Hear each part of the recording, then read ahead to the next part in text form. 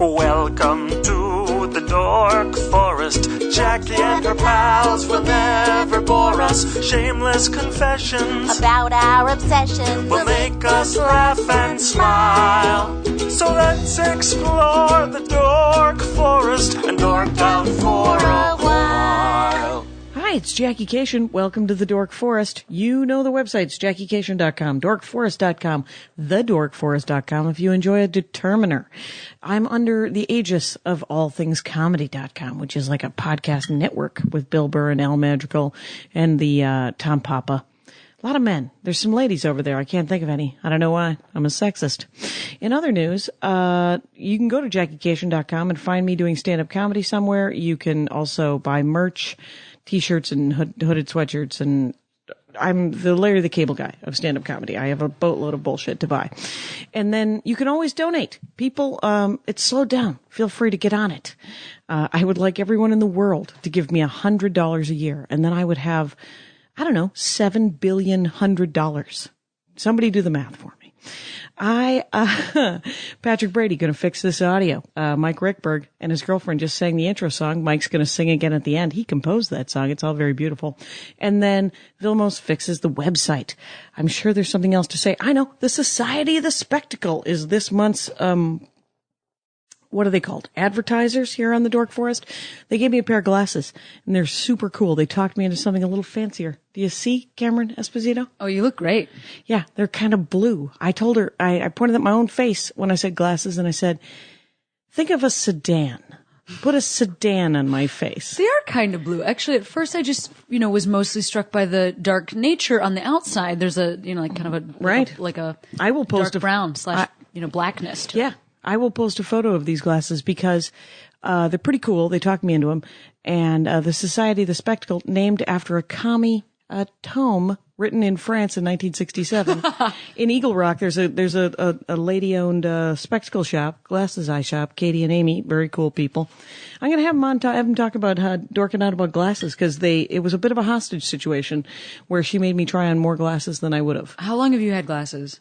Since I was, right after I was born, I think I was handed a pair of glasses. No, actually, seriously, I have, for my entire life too, I have like crazy vision, and I just recently got some hilarious like throwback frames that are like big and circular. Oh, there you go. At a little independent shop, near where I live, and yeah, it's just making my dreams come true. Because sometimes you need to have like I feel like I have the same glasses I had when I was child. 3, Yeah. Like they're like dorky enough, and so feels good. Yeah, these are big. These feel big a little bit. No, they look really nice on you. No, they're I let the professionals choose, and they are at the Society of the Spectacle. So if you get a chance and you need glasses, it turns out, here's the ad part, dash yourself off to the Eagle Rock and get yourself a pair of glasses over at the Society of the Spectacle on York. Okay. Cameron Esposito, you're in my house. Yeah, I am. Welcome to the Dork Forest. Thank you so much. What a beautiful forest of dorks.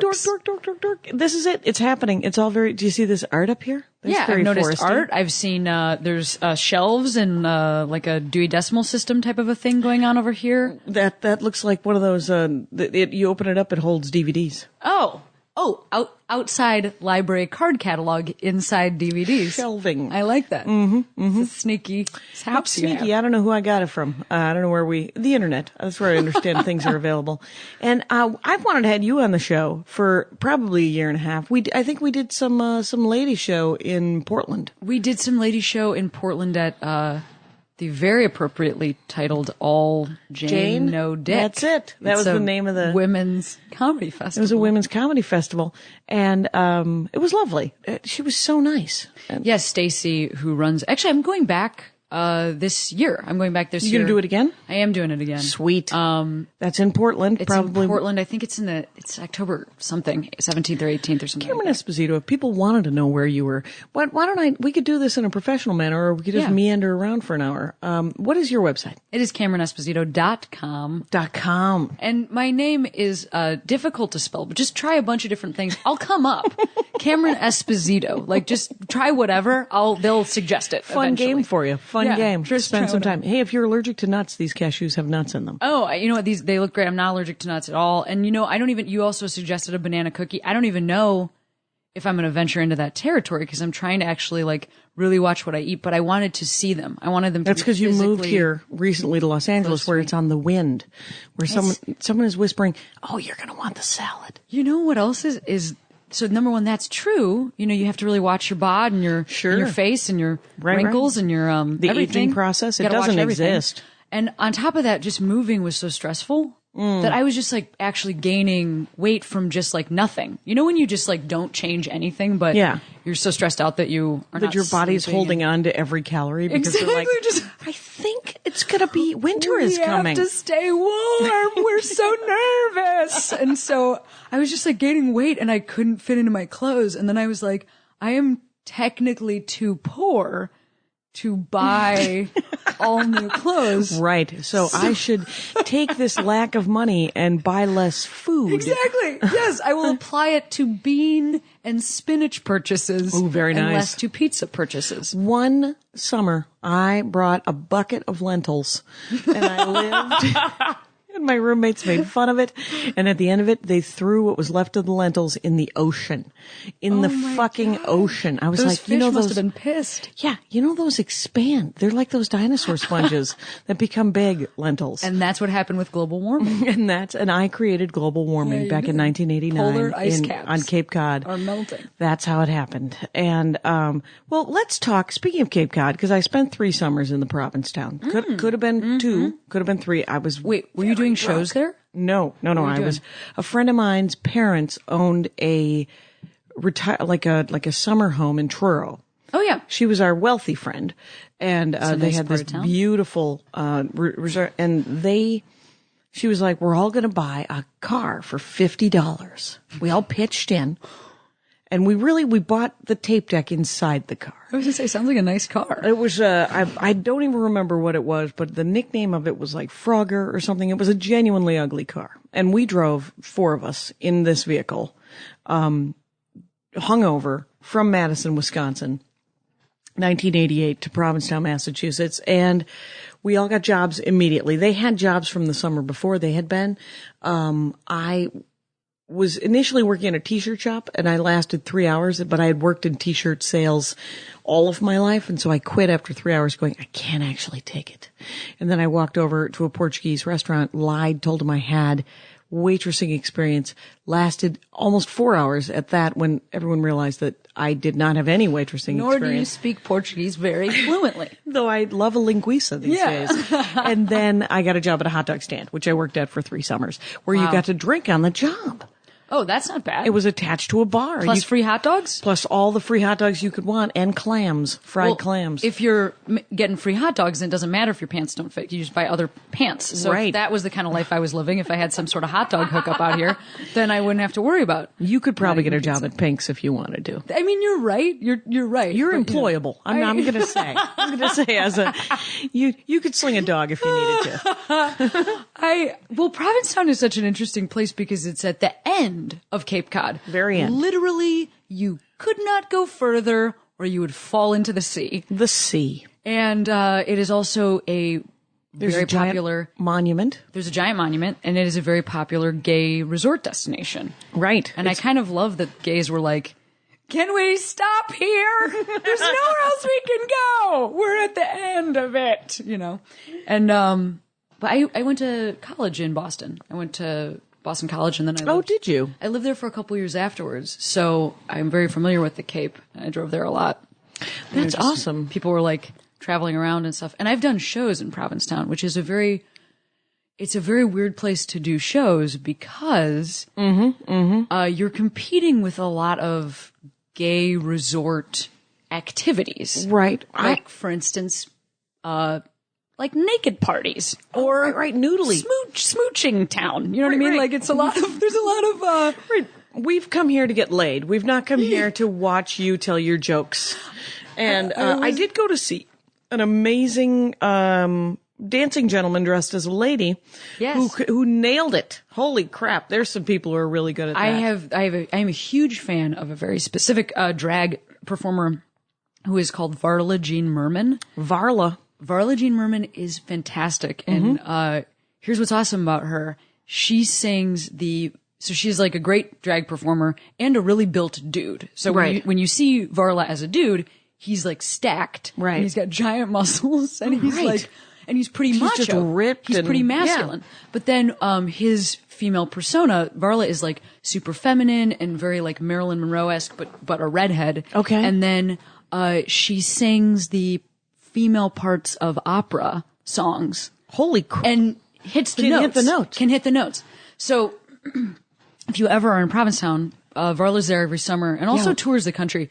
And she is an amazing performer. Okay, because I she's will great. link her in the notes because should. that's awesome. Yeah, she's the best. I Okay. also like nerded out on, I was like sweating through my shirt meeting her because I was like a fan. Yeah. And then we were just at the And then same place performing. Oh, that's cool. So I was like, sweating, just being like, hey, came up to her waist. Yeah. Because 'cause- she's like a pretty tall dude. Right. That's a tall man when you're a man. Yeah. And when you're dressed in your lady parts, you're a really Heels tall on top lady. of it, yeah. Right. Heels on top of it. That's crazy. So when I asked what your dorkdom was, you said, I know every gay TV and movie ever. That's Yes. not, or something. Yes. You just own it. Absolutely. Okay, here's what I'm going to say about this. I don't know, I don't know that I'm going to nail dates perfectly. Sure. I don't know that I could walk you through the exact history of cinema. But I will Right. say that I wrote notes, very extensive notes last night on my phone, and I did not have to look up one thing. I did not have to Okay. look up one name, one movie title, or one Really? television reference. Wow. I did bounce some ideas off of my, Your loved one? of my lady. But mostly just because, my back's all messed up and she was typing it for me. So she's like the kindest person. So I was like, I don't know if you've ever been into a little lesbian household where one woman is yelling at the other, like, write down Ellen, the puppy episode.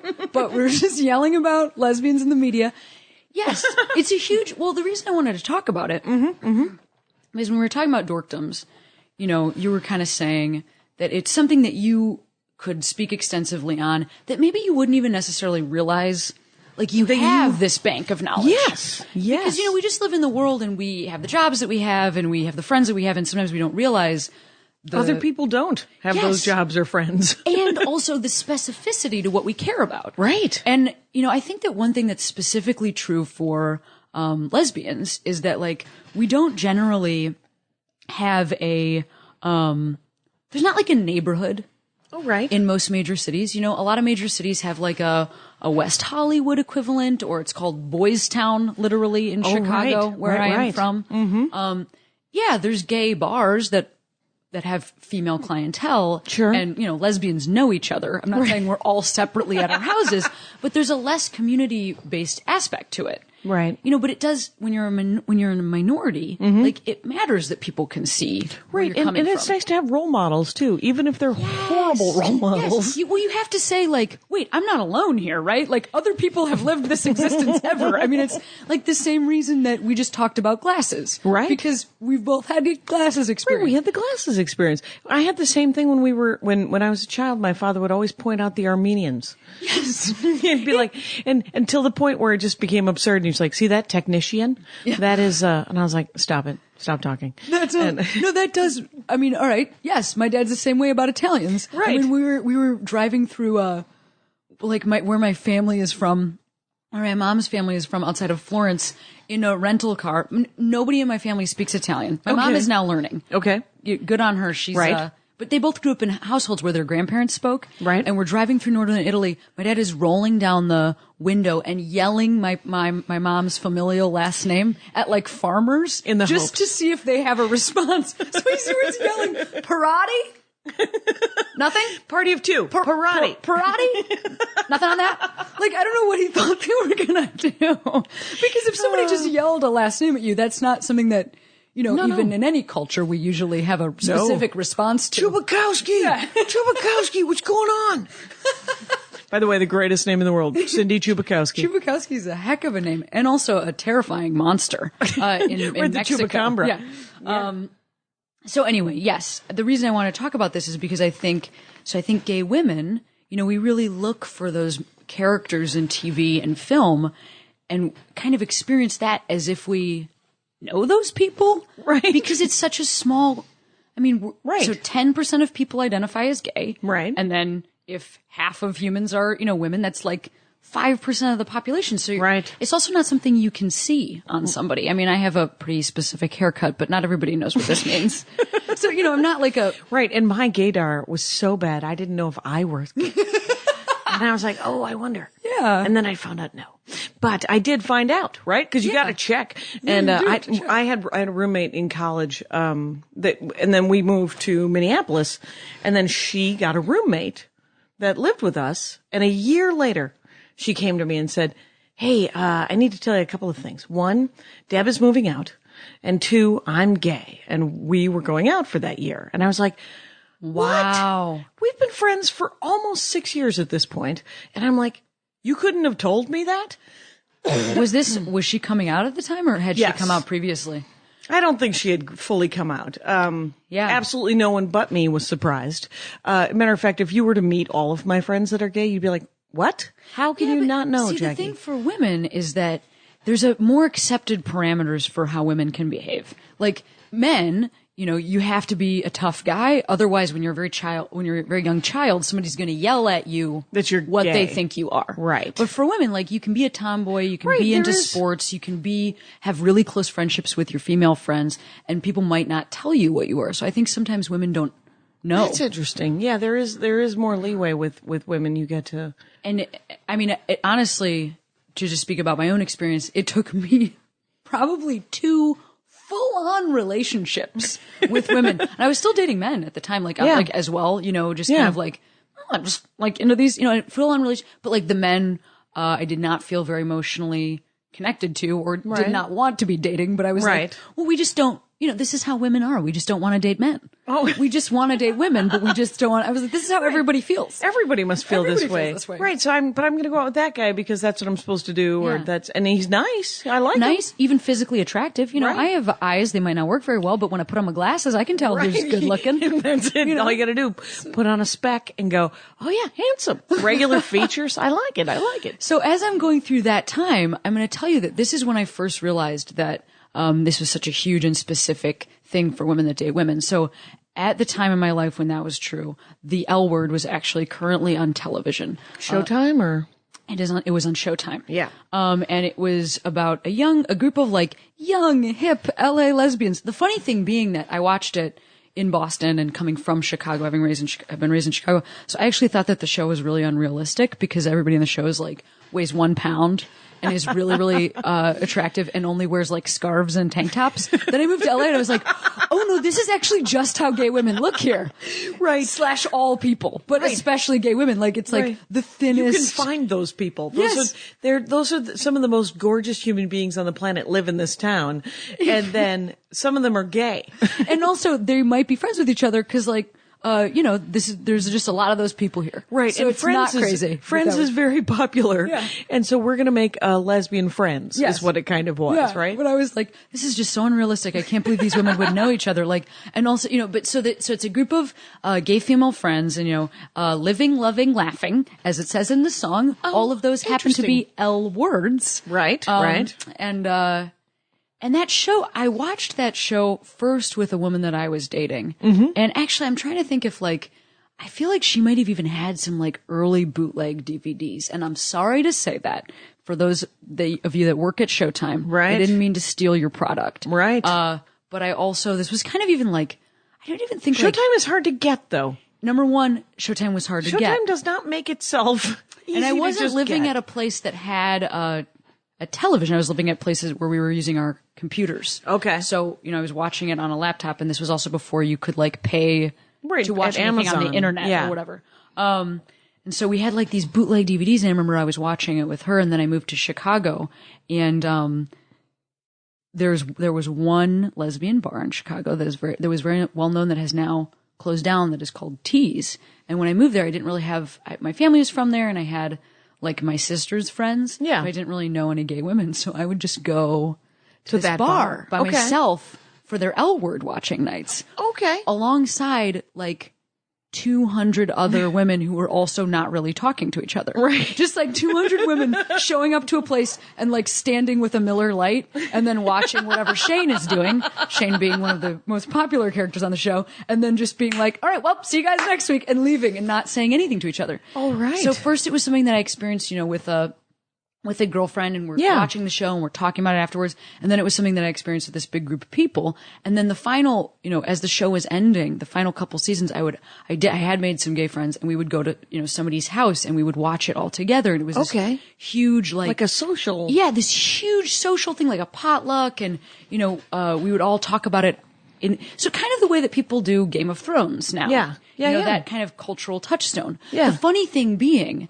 that now, there are plenty of people that don't know what Game of Thrones is. Sure. But a lot of comics do. Right. And a lot of people that are nerdy do. And I watch that show. I love it. I've tried. And you don't really like it. It isn't happening. I understand. And that's okay. That's okay. Fine. Yeah. But what I would say is I feel like if you even say the name like Game of Thrones, people know it's about swords and stuff. Yeah. But the thing about the L word is so for this very small group of people, we know the character names. Right. We know everybody who's ever guest appeared on the show. Yeah. I mean, I have recognized actors from oh my God, she was in the background in that one scene in the show. Wow. I mean, I've met some of the actors that are on the show that I know some of them. So the minutia, just because of how intently it was being consumed. And only by small, certain people. Yeah, by this small group of people. Yeah. And I actually think that for people that were on that show, it has drastically changed their lives, and that they kind of can't go out in public places very easily. Because that they are, it's sort of, Sully McCullough used to he would tell this story about how he's very famous at black malls. And so, but he said, I can go to a white mall and nobody knows who the hell I am and it's fine. Yes. There's literally a term for this, and it is celesbian. That is coined. I'm not kidding. Well, it is adorable. Yeah. It was coined by a website that also was one of the first. There was a website called AfterEllen.com, which was about all television that happened after Ellen. What was on after? So Ellen being the first show that had an openly gay main character.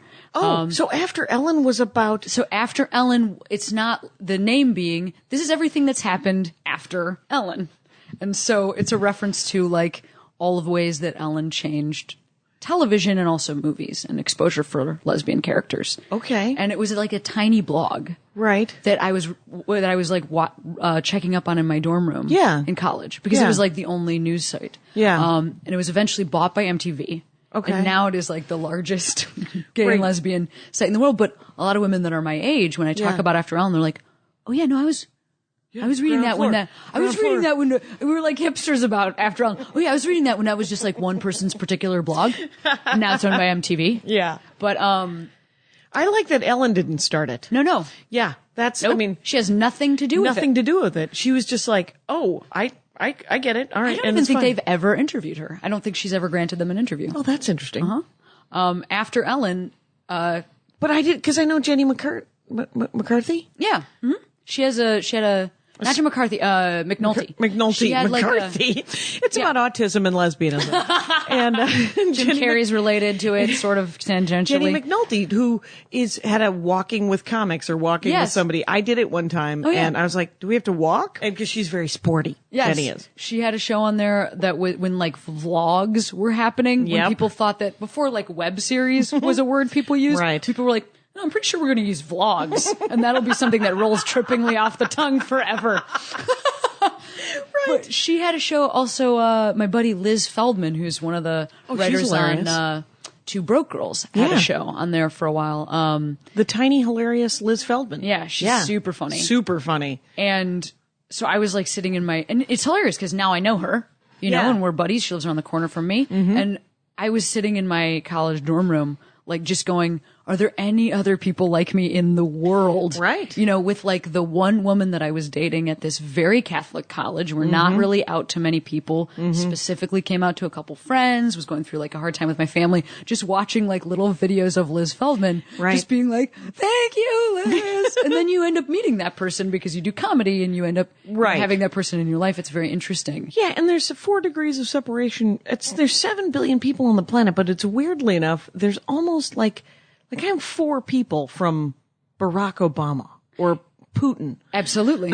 Yeah, of course you are. Yeah. No, but it's also interesting being somebody who has had, you know, I love television and I have always watched a lot of it. I watch a lot less of it now. Stand. I watch a lot less of it now as an adult. But like growing up as a kid, like just loved TV. Yeah, you were right there. And I love movies. And so when you're that kind of person, you move to Los Angeles. Yeah. You know, you just realize that it's all around you. It's a very different, like, environmental thing where you can show up at a party or you can be at a restaurant and then, like, these characters that you have loved. So this is my long way of saying that, like, these people who are on this show, I don't think they can go places because, like, most people are going to leave them alone. Yep. And then lesbians are going to lose their goddamn mind. Like they're going to they're going to pick them up and carry them directly to our president's house. Our president being Ellen. She's holding court. So was the L Word the first sort of lesbian TV show? So before the L Word, Queer as Folk was on the air. And Queer as Folk was about mostly gay men, but there were 2 lesbians, a couple. And before that, you know, Ellen was main character on her own show. Right. And Buffy the Vampire Slayer had a pretty big lesbian storyline. Didn't Willow come out at some point? Willow came out. She was dating. I also like really wanted to have my hair like Willow's. I remember being in high school and saying to my boyfriend, like, I don't know what it is, but I just really like her hair. He was like, what do you think it is? I'm like, probably nothing. Probably no reason at all. That's probably no reason. But Allison Hannigan, who played Willow, also like a huge gay icon for that. And I think also people were really pretty obsessed with the idea that Xena and Gabrielle might be. There was a couple of bathing scenes I remember going, wow, that's kind of super hot. There was a pretty serious will they won't they thing going on. And that was kind of at a time in TV when people were either like that show. I actually respect what they did because they were doing kind of a like will they won't they, but I don't think they ever really exploited it that much. But that was also when people were really doing a lot of like sweeps week, female on female kisses. Like Ally McBeal being like, I mean, literally that was the advertisement for the show. Yeah. Was like women coming within an inch of each other's face and then not kissing and then being like, turn in to see if they kiss, you know. Yeah. Ally McBeal had it on there. LA Law was a huge one. Right. That had, you know, like the smooch heard around the world. And there was Muriel Hemingway on Roseanne having like a gay storyline. She of course is also in a very important gay movie that is also about, I'm going to look it up right now because I'm blanking it right now. What is the name of this movie? Oh, Personal Best. That's about was that a running movie? It's like track stars that are dating each other. Okay. Of course, I believe that Muriel Hemingway ends up with a man at the end of it. Well, thank God. And, you know, that is also something that is... Because the only thing I've ever seen is The Celluloid Closet, which is a documentary. Have you ever seen that? I haven't, but there's like a companion book. Or maybe a coffee table book or something. I've totally read. Yeah, I mean, what did you get away? What did you take out of that? Oh, it was fascinating. It was heartbreaking and fascinating. I remember because I'm very sensitive. I'm a hothouse flower sometimes. I feel very soft skin. And, so I was watching it and it was just this thing about how all of the early portrayals of strong women implied that they were gay and also that they would take advantage of other younger women. Absolutely. That there was always this sort of like prison matron kind of lady who was like, well, guess what you got? You're in my power. And now you're going to have to whatever. Yeah, absolutely. Very predatory. Also very shameful. Do you know the movie The Children's Hour, which is also a play? It was in that movie. It was the reference. Oh yeah. So it's the, original, the movie is like Shirley MacLaine and Audrey Hepburn. In 60s or? And, yeah, I'm going to say 60s probably. Okay. Maybe late 50s. I mean, it's black and white. Okay. And Also James Garner plays like Oh, Rockford. Audrey Hepburn's love interest. Okay. So Audrey Hepburn is in a relationship with a man, but she and Shirley MacLaine? Shirley MacLaine, crystal salesperson, Shirley MacLaine. Not at the time is she selling crystals, but she does now. That's her side business.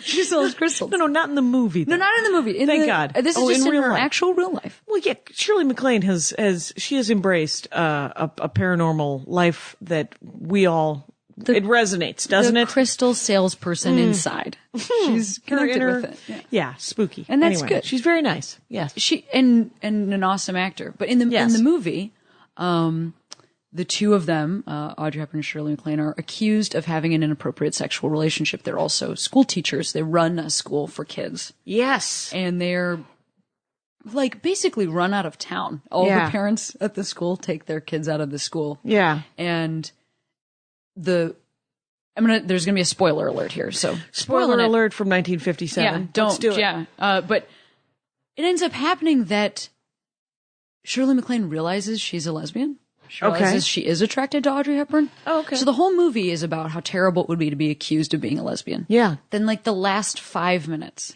is Shirley MacLaine saying, I am attracted to you. Audrey Hepburn is actually not that cruel to her. Okay. She says like, okay, well, like sleep on it or whatever, like whatever she says. And then Shirley MacLaine goes upstairs and hangs herself.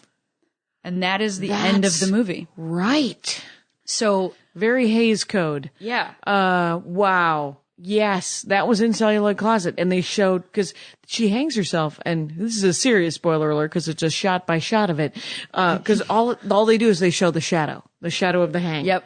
They don't show there's feet, like in the shadow. I think the shadow is like her little feet, swinging feet, and then a little black shadow rolling around. Yeah. So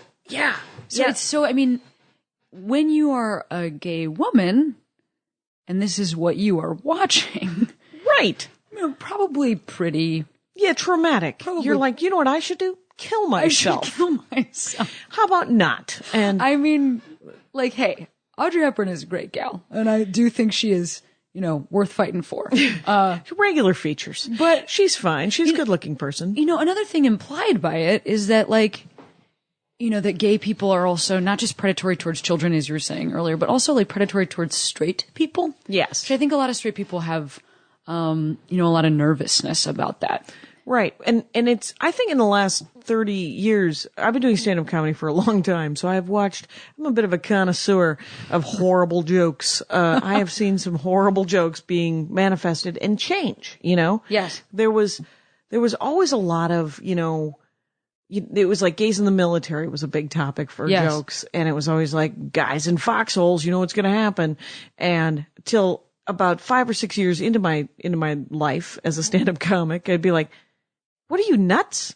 And then that was sort of the angle of the guys in foxholes thing. And then there was another horrifying angle picked by homophobes where they were like, yeah, but it'd be great. Then we're going to capture the enemy and then they're going to be attacked or whatever. I mean, yes, it was like homophobes have to find the right you're like, oh, you've taken that horrifying scenario away from me. Yeah. Let's find a new horrifying. Absolutely. Well, I also think that there is a very, for some reason, there is a very direct line drawn in people's minds between gay sex and also rape. That gay people wouldn't have it wouldn't be consensual. That they couldn't just find another gay person or even a straight person that's into it that night. Right. That they would have to take it by force. Right. Or that they would have to take it from a child. Right. That it is this predatory and also, so I think that there's a self-protection issue there that I understand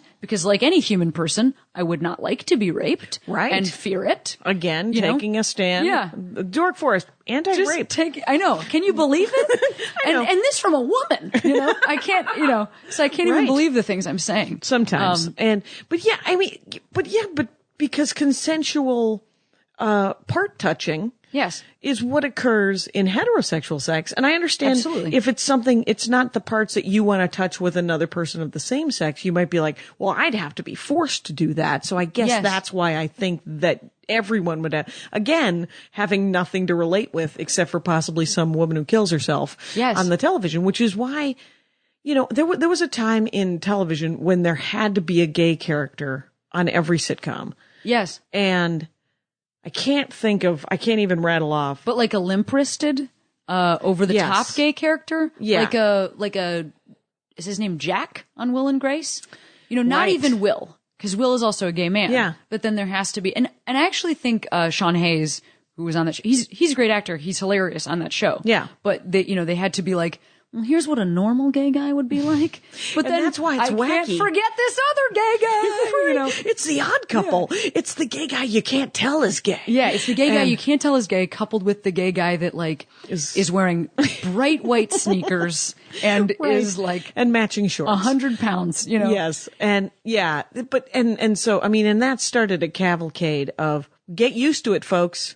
We're here, we're queer, get Yes. used to it. Yes. And it was a gay parade of stereotypes and Yes. caricatures that I think in retrospect might have done some good.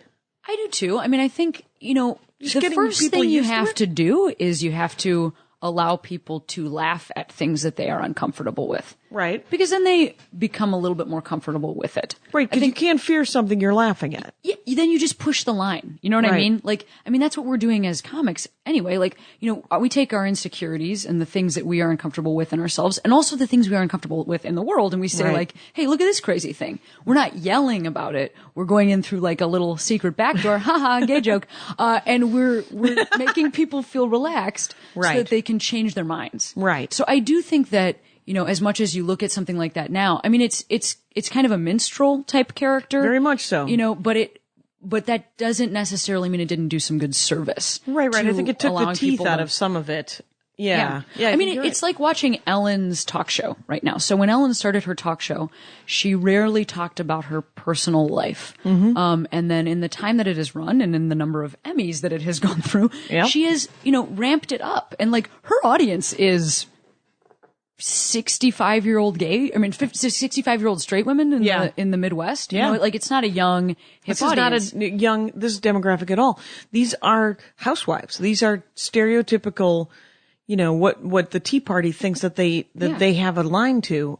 But Ellen has a line to them because Ellen's sane. Yeah. She's just a normal lady. who's just living her life. Right. And she just is has a pretty cheerful and upbeat persona. Right. And so people are welcoming that into their homes. I mean, I would say it's the same thing that Oprah did for black women. You know, Right. she is so opinionated and she is so strong. Right. And she does not take shit for people. And she maybe made, Barack Obama our first black president. I'm not sure, but I think she was, her She and was Beyonce. instrumental.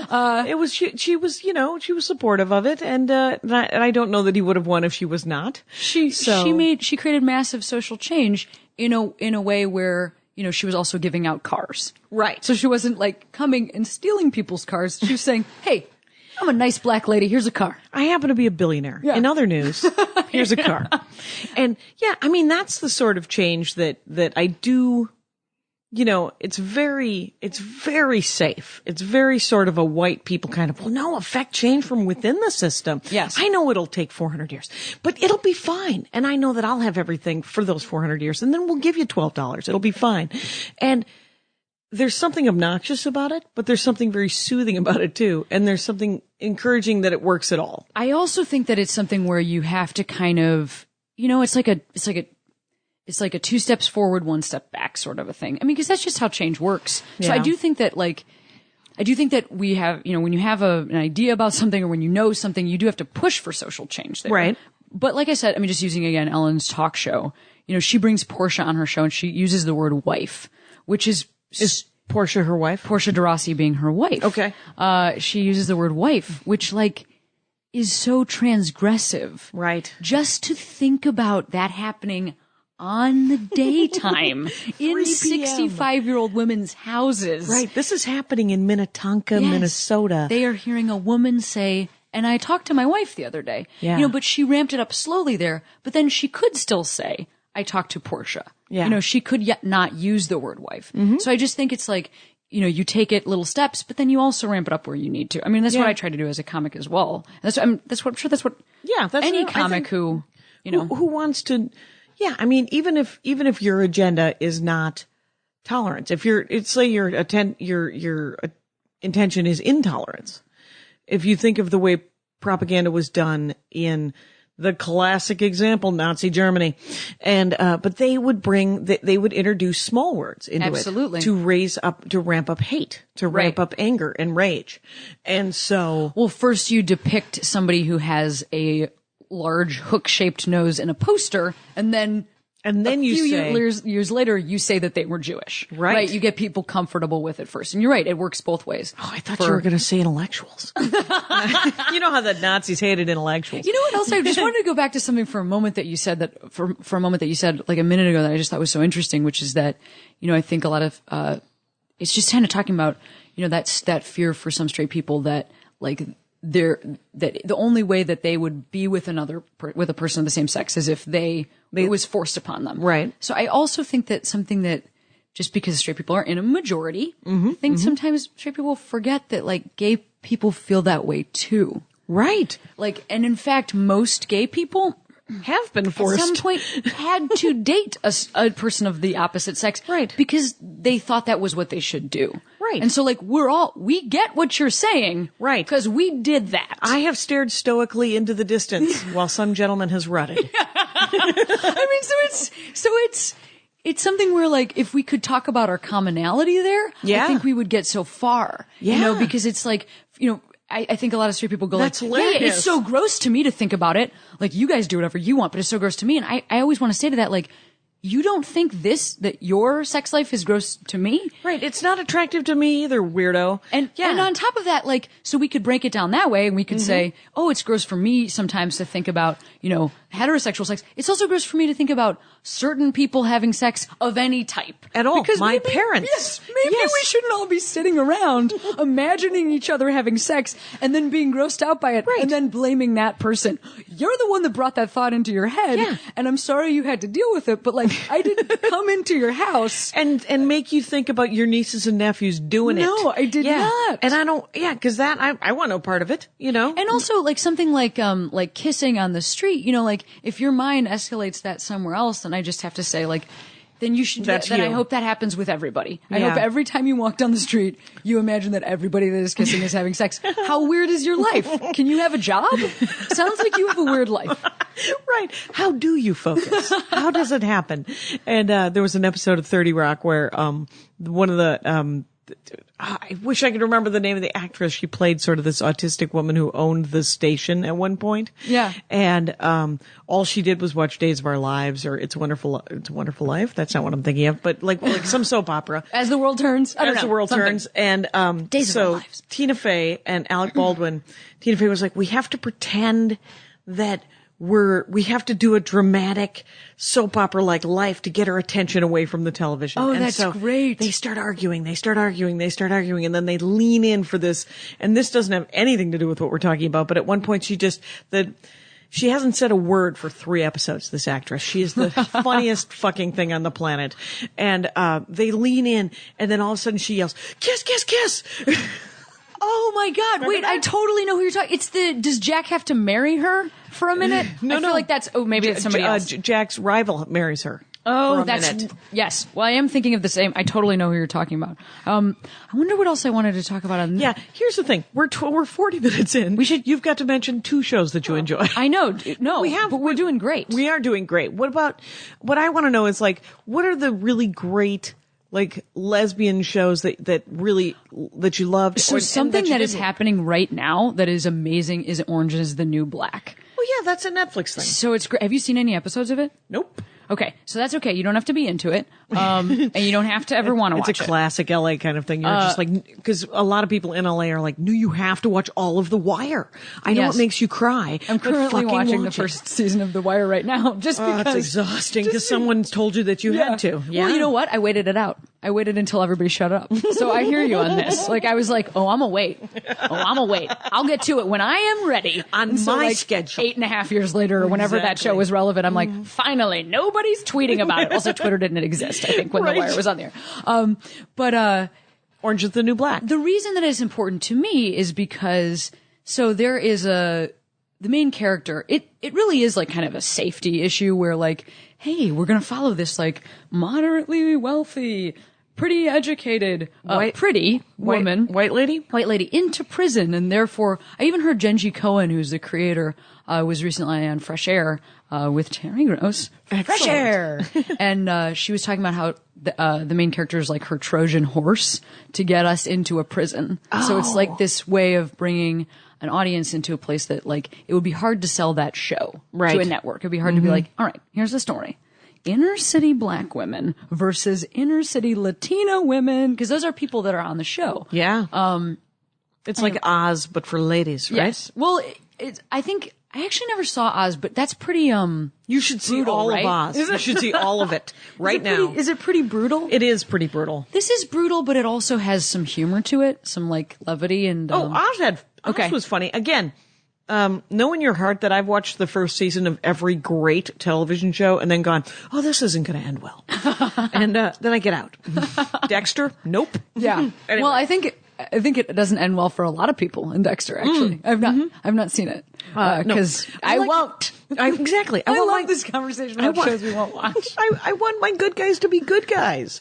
I don't care if he's a good guy serial killer. Yeah. He's still a serial killer. Get some help. So, well, Michael C. Hall on Dexter, who plays Dexter, also a huge deal on 6 Feet Under. He portrayed a very normative and like very welcoming. He was a dude and a gay couple. He was one of the main characters, also a gay man, and they adopt kids, and they have a very like real and honest relationship. Another thing that you often fall into the trap with is like a lot of stories just are coming out stories, and then that's the end. Like there's a lot of movies that are where the character is just wrestling with like, am I there's a movie Will I Tell Anyone? Or yeah, exactly. Yeah, like, or is this even me? You know, like I feel like a lot of movies there's two ways that they go. It's like there's a movie. I'll give two examples. There's a movie called Imagine You and Me, and one of the stars of it is Piper Perabo from a little movie called Coyote Ugly, and the other star of it is Lena Headey from shows like Game of Thrones and also the movie 300. Okay. And also she was in the Sarah Connor Chronicles. So she's had a really funny divergent career from this because she's had like a lot of really serious like action-y movies or like period pieces. But just for a minute, she was in like a rom-com, a British rom-com. And it's, you know, the whole movie is like about a woman who's with a man who is tortured because she finds out that she's gay, and at the end she ends up with a woman. So that's one model. Okay. The other model is a woman who's with a man who is tortured, who ends up dating a woman who ends up with a man. That's pretty much most of movies. Wow. That are about gay women. It's generally they start when they're dating a man, and they either end, you know, with a woman or with a man, but the middle part is horribly tortured. What about these two scenarios where a guy pretends to be gay so that he can sleep with a woman? Yes. Or some woman is gay and a guy's like, I'm going to fix her. Yes. Those are beautiful. Yeah. What about a scenario where like two firemen get married so that they can get benefits? Because that is called Imagine Chuck and Larry or whatever the fuck it's called. Oh my God. It was just like, we're going to make fun of everybody, like 10% of the population's love. Yeah, exactly. And how you have no legal rights. Right, exactly. I hope it all works out for you, but this is hilarious. Yeah, exactly. You guys, you don't have legal rights, but you could get benefits at the fire department. Let's stop that from happening right now with this movie. In this movie. Yeah, in its nascence, we will nip it in the bud. But another great movie that is actually like a really interesting, there's a really funny movie that is called Kissing Jessica Stein. Oh yeah, I've heard of that. That is about a woman who thinks she's straight, and then she dates a woman for a while, and then she ends up with a man. The interesting thing about this movie being that, first of all, it's great. People should watch it. Okay. Even though she ends up with a man. Mm-hmm. It still can be well done. Fucking good. It turns out. It's good. Turns out it's a good film. But what's interesting about it is that it is written and directed and starring Jennifer Westervelt, who is John Hamm's really long-term wife. Oh. / I think they're just like girlfriend. They're just common dating. Law yeah, common law. Yeah. They've never been married. But he is in the movie, and he plays a teeny little bit part. They're dating at the time. This movie came out like, I don't know, 10 years ago, 15 years ago. So at the time, she is writing and directing her own movie that she is starring in. Yes. And she decides to take pity, you know, on her boyfriend. Throw him in the film because he's a great actor. Right. Just pop him in for a little. Yeah. For a little moment for a second. So it's like a great movie to see if you want to wonder how people's lives can change. Because she still has, I think, a great career as an actor. But I believe that he might be slightly more recognizable from his television show Mad Men. He might have blown the fuck up. Yeah. And are there movies, though, that are about after the coming out? This is what's so wild, is that there's very few. And I would say that another thing that happens is, like, if they are about after coming out, or if they are about people that are moderately okay with their sexuality, then that person probably will die. Susan Sarandon? How was that Susan Sarandon kid movie? Oh, not My Susan, Two Moms or something? No, are you thinking of, Sarah? It's not, Wasn't Susan Sarandon? Susan Sarandon, no, are you thinking of Annette Bening and? Yep, I am. I am thinking of Annette Bening. And Julianne Moore. Always thinking about those two. Are you thinking of those two? Are you thinking of The Kids Are All Right? That's it. So, that was sort of slice of life, right? Just about two although I ladies will tell you that a big part of that movie is that Julianne Moore, who's a lesbian in the movie, fucks a man for like a bunch of the movie. Oh, interesting. Again. So like it got nominated for Oscars, and I'm not saying that you can't have a story where a lesbian would sleep with a man, because hey, we're all different people and different people do different things. Right. But it was disappointing because that movie got such a wide release and so much acclaim. Yeah. And when I finally sat down to watch it, first of all, I watched it with my entire family because my parents are like trying to be really supportive. They're like, we rented this movie about lesbians. Let's sit down and watch it. And there's literally a scene in it where Julianne Moore is like up on him, like riding him, you're like flying there, which is always, you want to be sitting between your mom and dad. Yeah. Not, you want to sit between them, Right. Just and then you want to turn to them and say, guys, did you do this? You want to say that. Is this something? Yeah. Is mom ever on top, Dad? Yeah. Oif. So it's a little bit rough because there's that situation in there. Yeah. So yeah, they're happily, they, are happy it's after, but they have to sleep with dudes. Or Right. like, other really acclaimed gay movies, Brokeback Mountain involves a hate crime, murder. Right. So does Boys Don't Cry.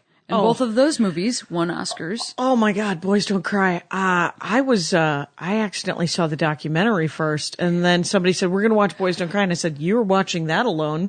I will not be. Yeah. You know what is so funny about Boys Don't Cry is like, that movie is so affecting and is so intense. And I watched that movie by myself in my parents' basement when I was like 15. I was not out. I didn't know I was gay. I was dating men. And I just remember rewinding the sex scenes a lot because I was like, I better watch that again. That's actually just pretty good. Just really good acting. So that's why I did it. I literally like the worst, like a movie that you should unsee. It's so good that you should see it if you haven't seen it because it's true. You don't buy that and sit around on a Sunday afternoon with a blockbuster duo of that and Schindler's fucking List. Just a little horny kid. Yeah. Just sitting there like, but horny kid. I'm going to rewind this is a terrible things happening. Well, because anyway. if there's nothing else to watch, this is pre the L Word. There is nothing else on. There's nothing else that has any connection. Willow is maybe kissing Amber a little bit on the, like a small slight peck. And so you're just sitting there going like, so I'm 15, either have to somehow find like porno. And you don't even know that it's what you want. Right. So you're just sitting there going like, I should probably watch this scene with Chloe Sevigny like a bunch more times. So I think I've seen that movie like many 100 times. Like more than you should feel balanced after seeing. Also, Chloe Sevigny, big gay hero, because she is also, so I'll give you a recommendation on a film that is a made-for-TV movie that is actually great and has a couple, like, good positive storylines in it. Also a couple sad ones. But there was an HBO, mini-series that was called If These Walls Could Talk that was about, Roe v. Wade and, like, the abortion / pro-life movement. Okay. And then they made another one. I like to call it the pro-choice anti-abortion movement. Yeah. Anyway. You're right. You know what I am? A bit of a linguist. I love what you're saying, Jackie Anyway, Cation, and I agree with you. But it's fine. Yes, good point. Redub what I said as what you said, if you can please do. We'll do some looping afterwards. Yeah, if you can just loop whatever you want.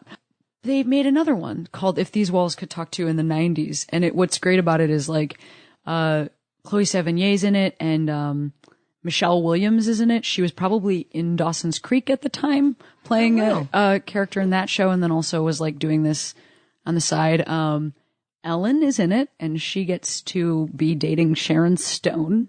Oh, wow. Her portion of the show. So that just seems really fun for both of them. Right. That's hilarious. Way to go, Ellen. Way to go, Ellen. She got it in under the wire. You know what I mean? Like before she had to be, she's like an adult person now, firmly into her adulthood. Oh, yeah. In her youth, she got to have some smooching time with the old kiss on the old Sharon Stone. Yeah. Yeah. Not bad. Not bad. So I would recommend that. I would also. Yeah. What are your fave?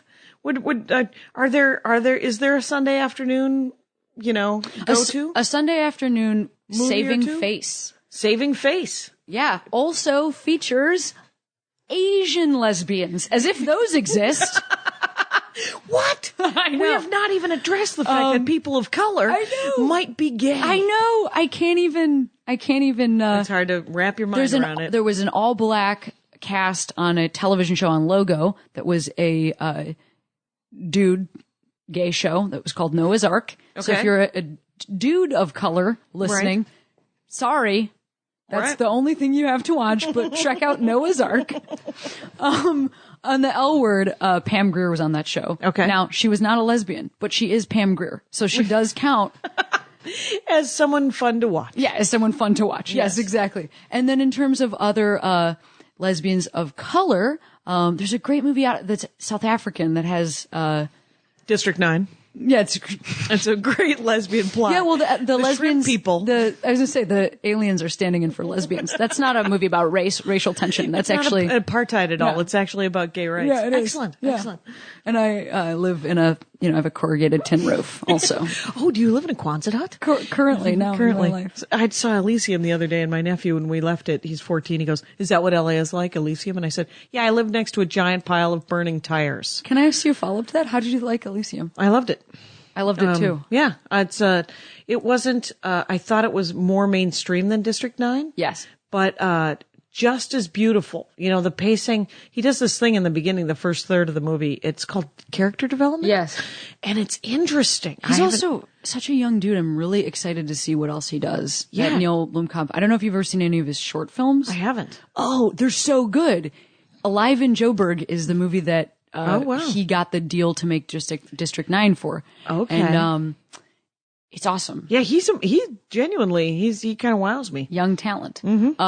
I will say that it's a little bit weird that they couldn't find, speaking of people of color, that they couldn't find like any Mexican to play Matt Damon or to be Matt Damon. They were like, I bet you there's a Mexican version of Matt Damon. Playing the role of a Mexican Matt Damon. Yes. But hey, that's okay. Sometimes I'm sure that you just have to. Matt Damon is willing to be in this movie. Yep.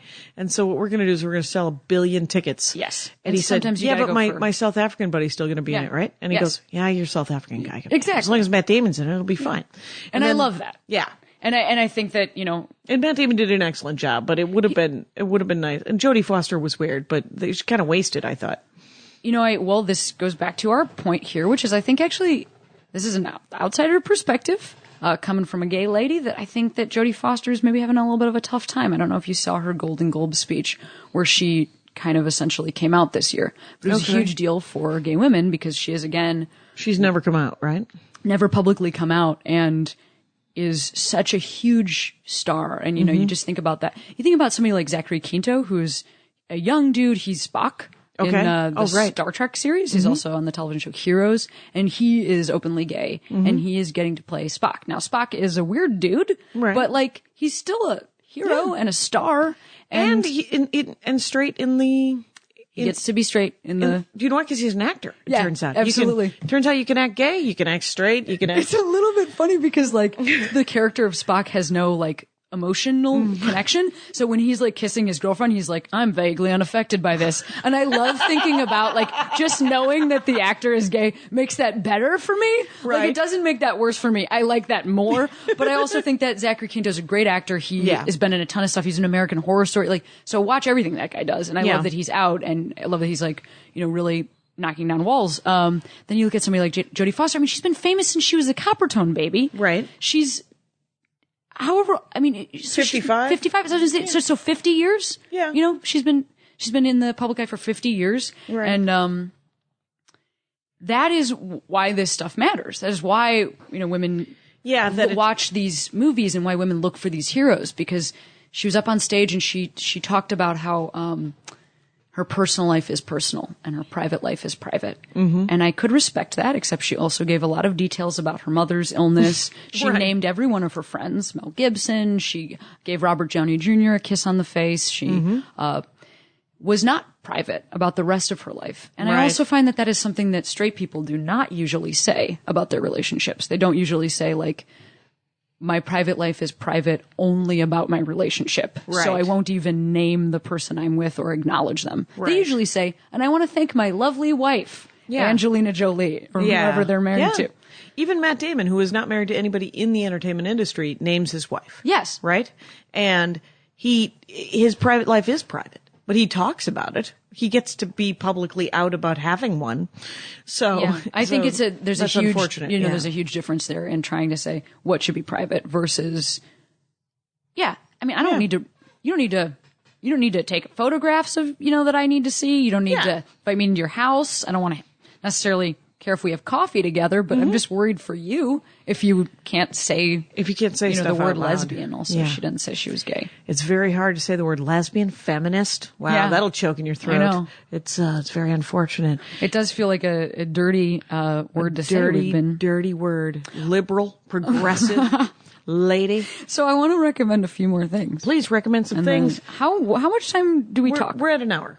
So we're wrapping it up. Okay. See, that's the thing about the Dork Forest. Let's do some outshots. It's almost immediately over because you are amazing. Like the thing is you were so fascinating. This is so great. So tell people what they should. I'm going to tell you what you should watch. So I've mentioned some. I really would recommend Orange Is the New Black because not just because there's like some actual chemistry between some of the characters that are making out with each other, as opposed to just like two women who are vaguely leaning away from each other and like, is this a thing? Does this turn anybody on?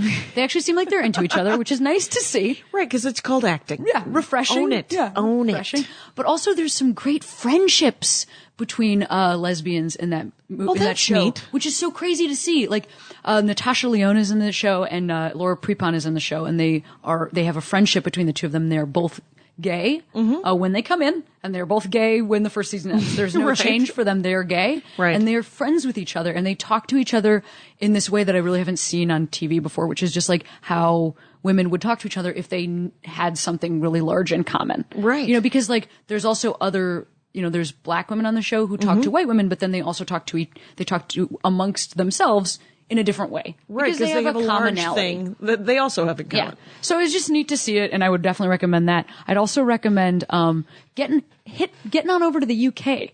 Oh, yeah. They are doing a ton of stuff, right? And you can find all this stuff on like YouTube. People are so into this that they will cut up I would say like buy the DVDs if you can. Right. If you some can of this find is them. like not even findable. Zoned. Yeah, and it isn't zoned for US DVD exactly. players. You can't even play it here. So I'm sorry to take money out of children's mouths. Money out of these people's pockets. But I got to say that you can find like in 10-minute increments, and that is how patient I am. I have watched many movies in 10-minute increments. So Sarah Waters is an English author, and she wrote movies. She wrote books that turned into movies, and one of them is called Tipping the Velvet, and one of them is called The Fingersmith, and it is not as disgusting as it sounds. That means pickpocket. Okay. But why they would? I love that she's like.